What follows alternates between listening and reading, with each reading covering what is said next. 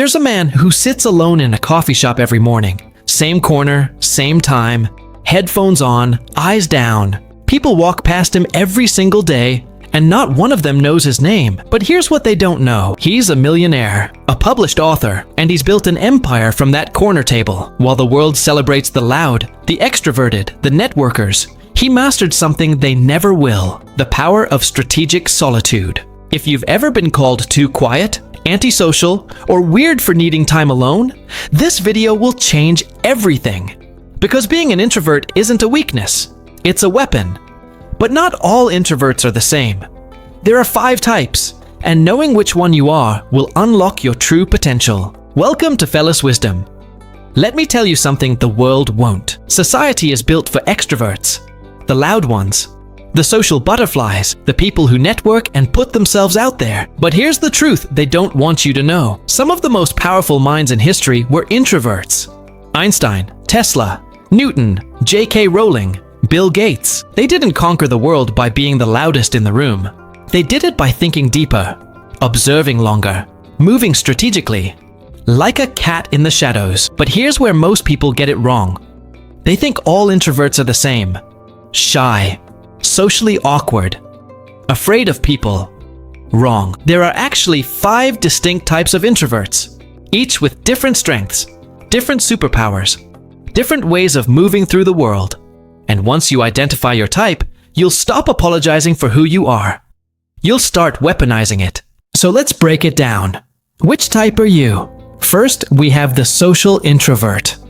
Now this confuses people, because this introvert, they can be social, they can be charming, they can work a room when they need to. But here's the difference. They choose their battles. A social introvert doesn't avoid people. They avoid energy vampires. They avoid shallow conversations. They avoid crowds that drain them. They prefer deep connections with a few over surface level friendships with many. Think of it like this. An extrovert collects people. A social introvert curates them. Story time. I knew a woman, let's call her Maya. In college, everyone thought she was antisocial because she rarely went to parties. But here's what they didn't see. She had 3 friends. Just 3. But those 3, they built a business together, traveled the world together, created a life most people only dream about. While everyone else was collecting Instagram followers, she was building an empire with people she actually trusted. If you're a social introvert, you have a small, loyal circle. You can turn on charm when needed, but it exhausts you. You leave social events feeling drained, not energized. You prefer quality over quantity in relationships. Sound familiar? Then you might be type 1, but let's keep going. Next, the thinking introvert. This is the philosopher, the strategist, the one who lives inside their own mind. If you're this type, you don't just think, you overthink, but not in an anxious way, in a strategic way. You're always analyzing, connecting dots, playing mental chess with life. Here's the dark truth about thinking introverts. People think you're quiet because you have nothing to say. Wrong.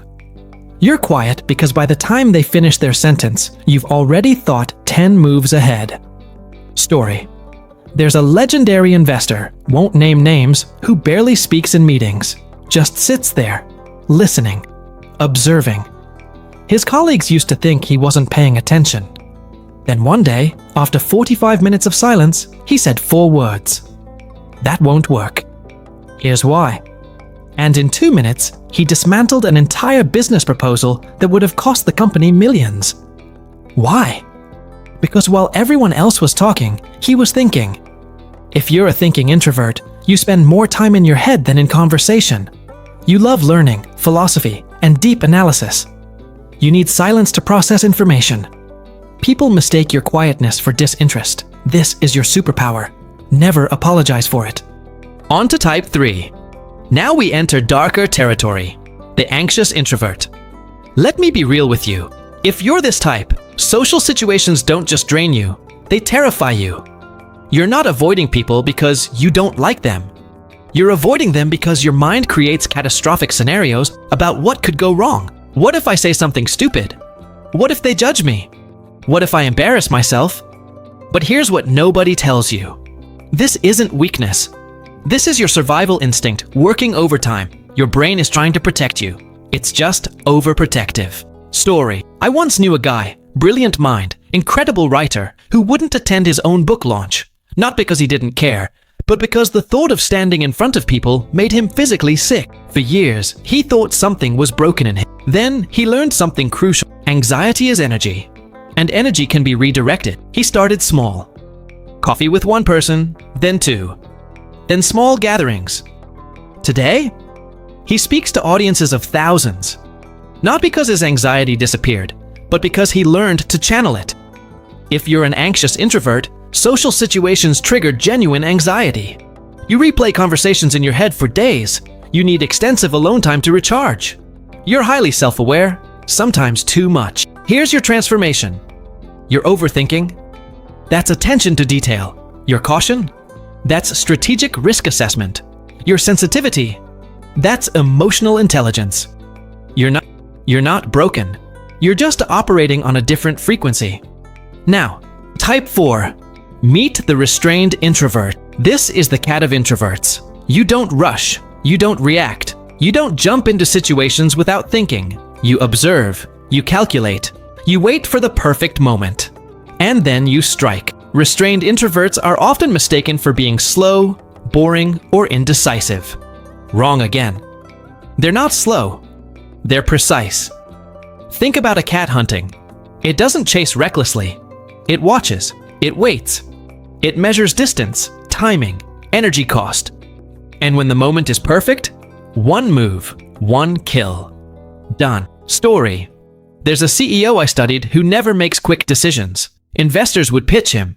He'd say, "Let me think about it." Days would pass, sometimes weeks. People thought he was missing opportunities. But here's what happened. While everyone else was jumping on trends and losing money, he was making one strategic move per year. And that one move, it would 10x his wealth. If you're a restrained introvert, you think before you speak, always. You take your time making decisions. You hate being rushed. You're incredibly deliberate in everything you do. Your power? While others are chasing, you're positioning. And positioning always wins. Finally, type 5, last but definitely not least, the creative introvert. This is the dreamer, the artist, the visionary. You don't just need alone time to recharge. You need it to create. Your inner world is richer than anything the outside world offers. You're the writer who crafts entire universes in silence. The musician who hears symphonies no one else can hear. The entrepreneur who sees solutions others can't imagine. But here's your struggle. The world demands you to be out there, to promote, to network, to perform. And that feels like a betrayal of your creative process. Story. Think about J.K. Rowling, sitting alone in a coffee shop, single mother, struggling financially, writing about a world that didn't exist yet. No one believed in it. No one saw the vision. But she didn't need them to, because creative introverts don't seek external validation. They trust the voice inside. And that voice? It built a billion-dollar empire. If you're a creative introvert, you have a vivid inner world. You express yourself better through art or writing than talking. Alone time fuels your creativity. You feel misunderstood by normal people. Your superpower. You create what others can only consume. Never let the world dull that magic. So, which one are you? Maybe you're one type. Maybe you're a combination. But here's what mattered. You are not broken for being an introvert. In a world that celebrates noise, your silence is strategic. In a world addicted to distraction, your focus is deadly. In a world of surface-level connections, your depth is priceless. The extroverts, they'll have their moment. But you? You're building something that lasts. Remember the man in the coffee shop from the beginning? He's not hiding from the world. He's mastering it. One quiet move at a time. So embrace your type, weaponize your solitude, and never apologize for who you are. Because the world doesn't need more loud people. It needs more thinkers, strategists, observers. It needs more you. Master your mind. Master your life.